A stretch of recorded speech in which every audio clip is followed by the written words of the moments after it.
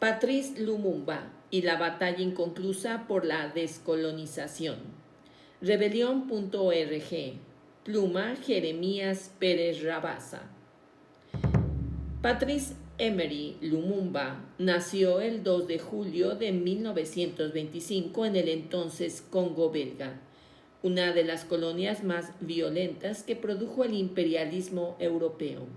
Bajo la dominación belga, millones de congoleños fueron sometidos a un régimen de trabajo forzado, despojo territorial, segregación y terror cuya historia todavía permanece relativamente ausente de los relatos occidentales. Fue en ese contexto donde comenzó a formarse un dirigente que entendió que la independencia no era el reemplazo de una bandera por otra. Autodidacta, lector voraz y extraordinario orador, Lumumba emergió durante la década de 1950 como una de las principales figuras del nacionalismo congoleño. En 1958 fundó el Movimiento Nacional Congoleño, una organización que rechazaba las divisiones étnicas promovidas por el colonialismo y proponía la construcción de un Estado verdaderamente soberano. Su apuesta era profundamente panafricanista. Lumumba creía que la emancipación del Congo solo tendría sentido como parte de la liberación del continente africano. Cuando el Congo obtuvo su independencia el 30 de junio de 1960, Lumumba se convirtió en el primer ministro del nuevo Estado y asumió la presidencia Joseph Kasavubu, aunque el sistema distribuía las funciones entre ambas autoridades. Fue Lumumba quien encarnó el proyecto de una soberanía plena sobre el país y sus recursos naturales. El mismo día de la asunción del cargo, Lumumba protagonizó uno de los discursos más importantes del siglo XX, mientras el rey Balduino de Bélgica celebraba la supuesta obra civilizadora del colonialismo.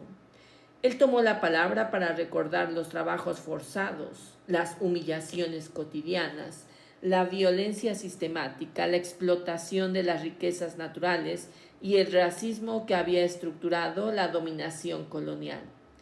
Ese discurso alteró mucho más que el protocolo de una ceremonia oficial. Desafió la narrativa con la que las antiguas metrópolis buscaban administrar el proceso de descolonización.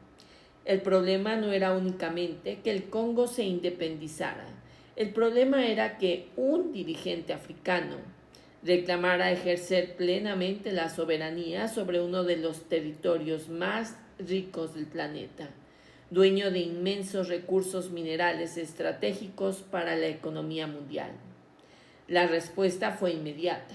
Tras una profunda crisis institucional, el presidente Kasavubu anunció su destitución, decisión que Lumumba desconoció por considerarla inconstitucional. Pocos días después, el coronel Joseph Désiré Mobutu tomó el poder mediante el golpe de Estado. Lumumba fue puesto bajo arresto. Intentó reorganizar la resistencia desde el este del país, pero fue capturado por las tropas golpistas el 17 de enero de 1961. Fue trasladado a Katanga, junto con Maurice Mopolo, ministro de Juventud y Deportes, y Joseph Okito, vicepresidente del Senado. Allí los tres fueron torturados y ejecutados esa misma noche por un pelotón de fusilamiento con participación decisiva de autoridades belgas y del régimen secesionista cantaganés. Sus cuerpos fueron luego destruidos para borrar las huellas del crimen. Lumumba tenía apenas 35 años. En 2022, Bélgica restituyó a su familia el único resto conservado de su cuerpo, un diente que había sido retirado por un policía belga tras el intento de hacer desaparecer completamente sus restos. Décadas de investigaciones demostraron la responsabilidad de autoridades belgas en la operación y revelaron también el papel desempeñado por la CIA durante el proceso que condujo a su eliminación. La muerte de Lumumba fue una advertencia dirigida al conjunto del sur global. La independencia política tenía límites cuando amenazaba la arquitectura internacional heredada del colonialismo. Su eliminación abrió el camino para décadas de inestabilidad, autoritarismo y saqueo de los recursos congoleños, cuyas consecuencias siguen marcando la historia de la actual República Democrática del Congo. Con el paso del tiempo, Lumumba dejó de pertenecer exclusivamente a la historia congoleña. Su figura pasó a integrar el gran repertorio político de panafricanismo. Junto con Kwame Nkrumah, Thomas Sankara o Amilcar Cabral, entre otros. No porque todos compartieran las mismas estrategias, sino porque entendieron que el colonialismo no terminaba con la independencia formal. Persistía bajo nuevas formas de dependencia económica, subordinación política y jerarquización racial. Hoy, cuando el extractivismo continúa definiendo el destino de buena parte del continente africano y las disputas por minerales críticos vuelven a colocar el Congo en el centro de la competencia global. La trayectoria de Lumumba recupera una actualidad incómoda.